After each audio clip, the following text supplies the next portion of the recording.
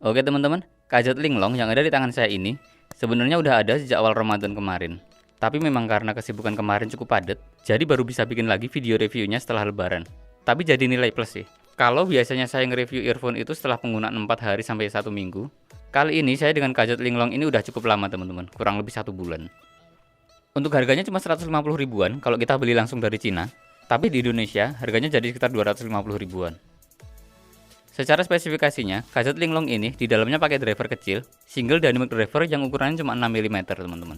Bukan 10 mm kayak dynamic driver gadget yang biasanya dipakai di YM over ear ya teman-teman ya. Atau bahkan 12 mm kayak punyanya gadget ISX. Enggak teman-teman, di sini drivernya cuma kecil aja, 6 mm. Box atau packagingnya memang nggak sebagus yang biasanya ya teman-teman ya kali ini. Jelek banget malah kalau boleh dibilang. Untuk isi paket pembeliannya, sekalian kita bahas build quality-nya ya teman-teman ya. Yang paling menarik perhatian kali ini adalah KZ ngasih hardcase teman-teman. Biasanya kita dapat hardcase itu dari KZ yang murah-murah ya. Di bawah 100 ribuan juga mereka udah ngasih hardcase. Tapi ya dengan kualitas ya yang begitulah teman-teman ya. Dipakai juga malah malu-maluin, mending beli pouch baru deh. Sedangkan di gadget linglong ini kita dikasih hardcase yang cukup bagus. Atau mungkin malah bisa dibilang bagus banget teman-teman.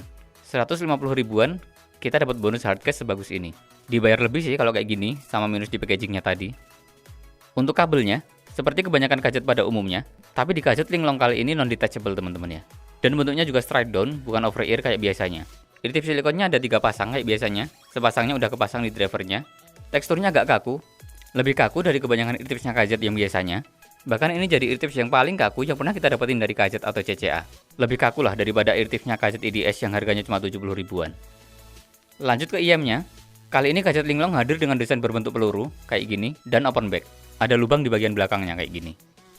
Housingnya full metal teman-teman, dan keras. Sampai ke nozzle-nya juga masih metal, dan filternya aluminium. Lalu mikrofonnya seperti kebanyakan mic dari gadget biasanya, mirip-mirip aja lah kayak gini. Lalu jacknya 3,5 mm, di sini pakai gold plated dan 4 volt. Lanjut ke fittingnya, di sini ada satu poin minus yang sangat mengganggu di saya pribadi. Entah sih kalau di telinga teman-teman gimana, tapi kalau di telinga saya, ada gejala seperti driver flex yang sangat mengganggu banget. Jadi ketika dipakai itu, gendang telinga itu berasa kayak tertekan teman-teman. Udara di dalam telinga itu kayak menekan banget ke arah gendang telinga. Jadi eartips-nya ini mending diganti pakai eartips yang lain. Utamanya sih eartips yang berukuran kecil. Jangan yang fit-fit banget lah. Atau malah mending sekalian pakai tips yang jenisnya memory foam. Ini akan cukup membantu teman-teman untuk mengatasi driver flex-nya ini. Lalu untuk sound quality-nya, secara umum tonalnya gadget linglong ini balance, mendekati netral, tapi ada elevasi yang cukup tinggi di bagian ujung sub-bass-nya ini kalau kita lihat di frekuensi response. Hasilnya ya memang ada rasa-rasa warmnya. Intinya sih, ini salah satu IM KZ yang punya tonal balance yang bagus dari KZ di harga 150 sampai 250 ribuan. Untuk frekuensi low atau bassnya sendiri, kalau dilihat di frekuensi respon kelihatan kayak tinggi banget ya teman-teman ya, di area sub-bassnya kayak gini. Ngebayanginnya kayak bakal dapetin bass yang dalam dan gebuk ya teman-teman ya. Tapi setelah dicoba ternyata nggak begitu teman-teman. Bass di gadget linglong ini cenderung kurang bertenaga, tapi dalamnya masih kerasa dan ini rapih banget. Punya kontrol bass yang bagus, baik di sub-bassnya maupun di mid-bassnya. Kalau untuk saya pribadi sih bass di sini lebih cocok untuk dengerin musik-musik akustik dan pop pada umumnya. Atau musik-musik yang memang nggak butuh bass gede, seperti musik-musik EDM kayak gitu. Buat dangdut ya masih oke lah, tapi bukan dengan bass yang gebuk. Yang saya suka di sini, di bagian sub-bassnya ini memang nggak besar, tapi punya sensasi bass yang gebukannya lembut di bagian ujung frekuensi terendahnya, kayak berasa empuk di bagian terdalamnya. Walaupun memang untuk bass head, gadget linglong ini sangat nggak disarankan ya teman-teman ya. Lalu mid atau vokalnya di linglong ini cukup bagus, presentasinya cenderung ke arah vokal yang netral, agak uam, artikulasinya bagus, ketebalannya juga pas, baik di vokal laki-laki ataupun perempuan, dan cukup dinamis teman-teman. Cukup oke lah untuk ngasih emosi di lagu-lagu yang kita dengerin. Secara posisi juga pas di tengah, nggak kemajuan, nggak tenggelam di belakang juga.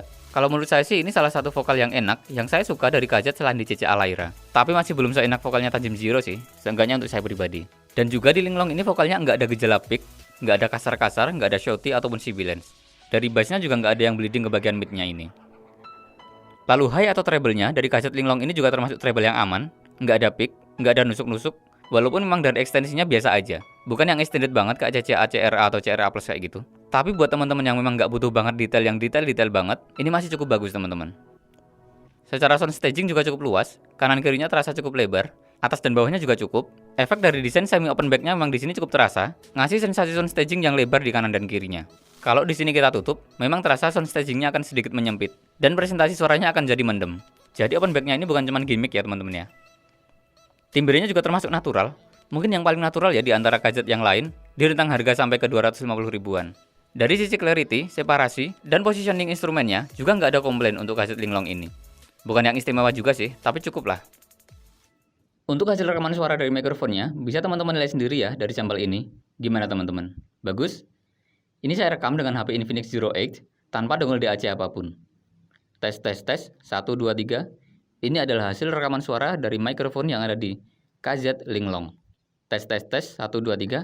Ini adalah hasil rekaman suara dari mikrofon yang ada di KZ Linglong. Oke teman-teman, itu tadi review saya untuk KZ Linglong ini ya teman-teman ya. Kesimpulan dari saya, KZ Linglong ini punya tonal yang memang bukan seperti tuningan KZ pada umumnya teman-teman. Entah sih, kalau banyak yang bilang tonalnya ini mirip sama Sony MH755. Tapi saya sendiri malah belum cobain Sony MH755 itu.